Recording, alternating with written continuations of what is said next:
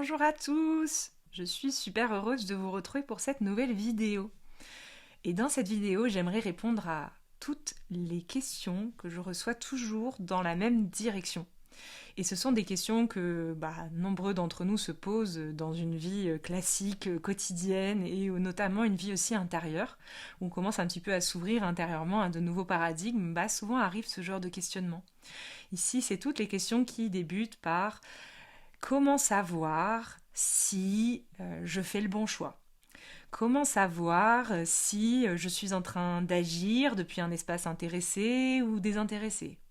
Comment savoir si je suis en train d'incarner ma bonne mission de vie? Est-ce que je suis sur le bon chemin? Comment savoir si telle personne est vraiment authentique ou si elle est en train de raconter des bobards? Comment savoir? Comment savoir? Comment savoir? Finalement, le point commun entre toutes ces questions qui peuvent se décliner à l'infini, c'est ce qu'on va appeler ici le discernement. Et le discernement est un produit essentiel à cultiver sur Terre, notamment en ce moment, j'ai envie de vous dire. Toutes ces questions renvoient finalement à se demander comment cultiver le discernement en soi. Parce qu'effectivement, je ne sais pas si vous avez déjà remarqué, mais dans une vie quotidienne, on peut se poser des questions et ensuite aller voir des personnes, faire appel à des amis, à des thérapeutes, à des chamans, à des médiums, pour répondre à nos questions. Et alors, dans ce cas-là, la réponse viendra de l'extérieur. Et souvent, quand une réponse vient de l'extérieur, que vous posez ce genre de questions à quelqu'un, j'aimerais avoir ton avis, à ton avis là, est-ce que je suis au bon endroit? Est-ce que je fais bien les choses? Est-ce que Quand vous posez ce genre de questions à quelqu'un, il va forcément répondre. Malheureusement. Il va forcément répondre, et j'ai malheureusement pourquoi? Parce que la réponse risque de vous amener à l'extérieur de vous-même. Ici, cette réponse, il y a deux possibilités. Il y a quand même la possibilité qu'elle résonne avec vous. Mais attention, avec quel espace à l'intérieur de vous est-elle en train de résonner? Il y a plusieurs espaces en notre sein. Il y a notre divinité intérieure, ce que nous sommes véritablement, et il y a un ensemble de facettes de personnalité. Et parfois, certaines réponses résonnent, oui, mais ne résonnent pas toujours avec notre divinité intérieure. Et ensuite, on me demande comment savoir si ça résonne avec la divinité intérieure ou si ça résonne avec le personnage. Parce que le personnage se prend pour Dieu, sachez-le, méfiez-vous. Il est très subtil en plus. Donc parfois, j'entends des personnes me dire oui, mais pourtant, quand elle me l'a dit, ça résonnait tellement fort, ça m'a même fait pleurer. Oui, mais attention, parce qu'il y a des espaces à l'intérieur de nous qui nous font pleurer, mais qui ne sont pas... c'est pas la source qui est en train de nous faire pleurer, c'est le personnage qui a tellement souffert, et du coup tu lui dis ça, et c'est comme un petit enfant qui souffre, le personnage. Imaginez un enfant qui pleure, des fois on va lui donner un bonbon, et puis il va se mettre à sourire, et ça va résonner avec notre cœur, en apparence. Mais comment savoir si vraiment ça résonne avec notre cœur, ou si c'est un autre produit encore d'une illusion plus subtile encore de notre personnalité? Eh oui, la vie est un douleur et nous la percevons pas telle qu'elle est, mais plutôt telle que nous sommes. Donc ici, peut-être avoir une démarche déjà intérieure, de se rappeler à ça à chaque instant. Déjà, on n'appréhenderait pas la réalité de la même manière, parce que c'est ok de demander aux autres des conseils, pourquoi pas, si ça se présente, après tout. Il n'y a pas de souci à s'en remettre en apparence temporairement à des conseils extérieurs, puisque l'autre n'est que le reflet de moi-même. Donc l'autre, c'est aussi l'expression de Dieu dans la forme. Donc bien sûr que des messagers peuvent venir à travers la bouche, les gestes, les mots de certains êtres qui en apparence sont extérieurs à moi-même, puisque c'est aussi, d'un certain point de vue, le prolongement de moi-même. Mais attention à ne pas tout confondre. Donc ici, voilà pourquoi le discernement est peut-être la qualité à cultiver avant de vouloir chercher à savoir. Souvent, ce que je dis aux personnes qui me posent ce genre de questions, je leur exprime souvent une métaphore. Et je leur dis, tu vois, imagine qu'aujourd'hui tu es dans une grotte et que tu es muni d'une petite lampe torche. Et que tu arrives dans cette grotte avec ta lampe torche et que toi, ce que tu veux, en fait, c'est voir le fond de la grotte. C'est vraiment voir bien le fond de la grotte parce que tu aimerais discerner deux choses et t'es pas sûr de bien voir, en fait. Et puis, tu es là avec ta lampe et tu essaies de voir le fond. Sauf que le problème, c'est que dans cette grotte, il y a une espèce de mur comme ça qui t'empêche d'aller jusqu'au fond. Et donc, tu es là, tu tends le bras pour essayer de voir le fond de la grotte et puis tu n'y arrives pas parce qu'en fait, ta lumière, elle éclaire pas, en fait. Et t'arrives pas à changer l'intensité de ta lumière. Et tu te dis, mais putain, mais chier, moi ce que je veux voir c'est le fond. Est-ce que sincèrement tu vas encore te débattre longtemps comme ça, à te tordre dans tous les sens, à essayer le plus possible de voir le fond, ou à demander à des gens qui soi-disant voient le fond, mais t'es même pas sûr qu'ils le voient vraiment, de t'éclairer le fond? Ou est-ce que tu te dis intérieurement, c'est quoi? Je vais sortir de la grotte. Plutôt que de chercher à savoir ce qu'il y a au fond tout de suite maintenant, je vais être un peu plus malin. Je vais cultiver ma lumière. Et je vais changer les piles de ma lampe. Je vais m'acheter la nouvelle lampe ultra forte luminosité. Et je vais revenir dans cette grotte et je vais pouvoir regarder.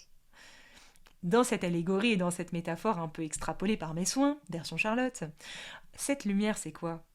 Cette lumière c'est cette énergie universelle tout simplement. C'est notre divinité intérieure.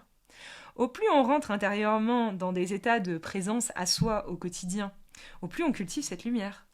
Cette lumière, c'est une façon de parler, cette présence, cette conscience universelle, cet amour, cette énergie universelle. Cette énergie universelle, c'est comme cette lumière. Donc dit autrement, d'un certain point de vue, quelle est alors la réponse à tous les questionnements que l'on peut se poser sur comment savoir si je suis sur le bon chemin, comment être sûr?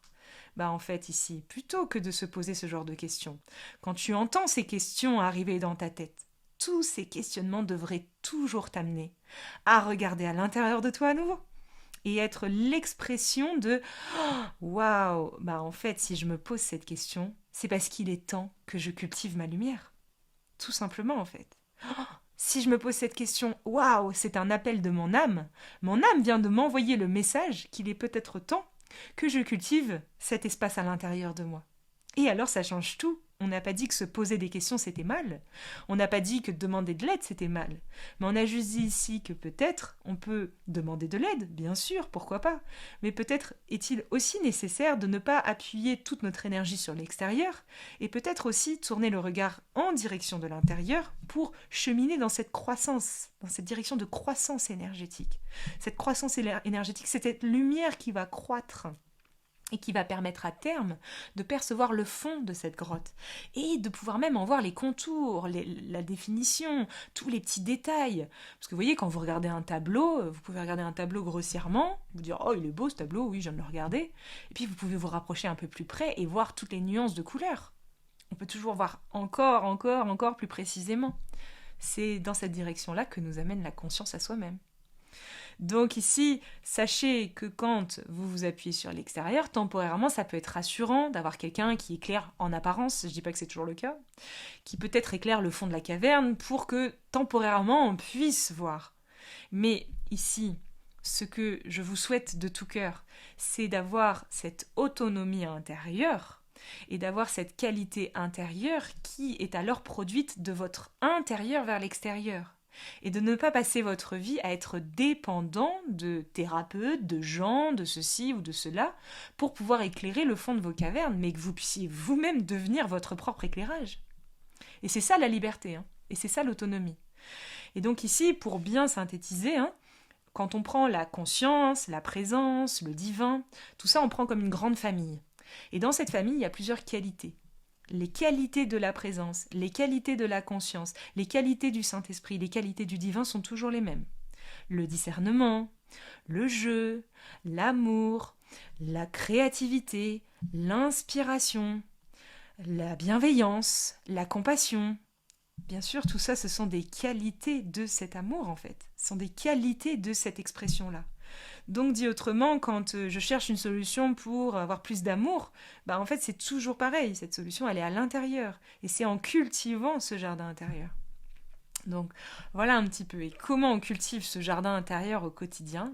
Tout simplement, et je le répète encore, et c'est simple, on cultive ce jardin intérieur en apprenant à revenir au centre de nous-mêmes. Au centre de nous-mêmes, quand on se situe au centre de soi-même, alors on se recentre. Et quand on se recentre, cette énergie, tout simplement universelle, que certains appellent divin, amour, Saint-Esprit et tant d'autres concepts encore, peut passer à travers nous et peut alors nous inspirer ce discernement, nous insuffler ces qualités de compassion, nous insuffler ces qualités de foi. On me demande souvent comment on fait pour avoir la foi. Mais la foi, c'est un produit de cette énergie-là, en fait. C'est un produit de ce que nous sommes, c'est une expression de ce que nous sommes. On est déjà ça, donc il n'y a pas besoin de chercher une solution pour l'être. Mais on a juste oublié comment recouvrir la mémoire de cela. Recouvrir la mémoire suppose de laisser passer cette énergie à travers nous, puisqu'elle a le pouvoir de nous aider à recouvrir. Sauf qu'on ne la laisse pas passer parce qu'on ne se recentre plus. Et on ne sait plus comment se recentrer. Alors que tout est dit en alchimie, dans le verbe et dans tout, en fait, toutes les traditions ésotériques. On parle toujours de concentration. Et c'est marrant, mais ça rentre pas dans la tête des gens. La concentration, ça veut quand même tout dire. Concentrer. Revenir au centre. Concentrer quoi? L'attention en direction d'un centre. Un centre, c'est quoi? C'est quelque chose qui est au centre. Par exemple, c'est quelque chose qui est neutre, qui est ni positif ni négatif. Par exemple, ramener l'attention sur mon rythme cardiaque. Ramener l'attention sur la sensation de l'air qui passe par mes narines à l'inspire et à l'expire. Ramener l'attention sur le mouvement du ventre qui se gonfle et se dégonfle. Ramener l'attention sur mon pied qui se déroule sur la terre. Ramener l'attention sur une odeur, ramener l'attention sur tout ce que vous voulez, à condition que ça soit neutre à vos yeux. Il y a des centres qui le sont pour certains et qui ne le sont pas pour d'autres. Tout cela dépend de vous-même et de la connaissance que vous développez envers vous-même. Et cela suffit, en fait. Et puisque cela suffit et qu'en apparence c'est si simple, alors on a l'impression que ça ne peut pas marcher, puisqu'en fait, on s'est tellement dit que ça devait être compliqué, que quand la solution proposée est simple et facile à mettre en œuvre dans sa vie quotidienne et ne nécessite d'ailleurs aucun changement à sa vie pour que cela puisse être mis en marche, alors on a l'impression que c'est pas possible. Et pourtant, point de suspension. Donc, merci à tous pour votre écoute. Si jamais vous sentez que cela vous inspire et que vous souhaitez partager tout cela, n'hésitez pas à partager ce contenu. Je vous en remercie énormément et je vous embrasse. Je vous dis à très vite.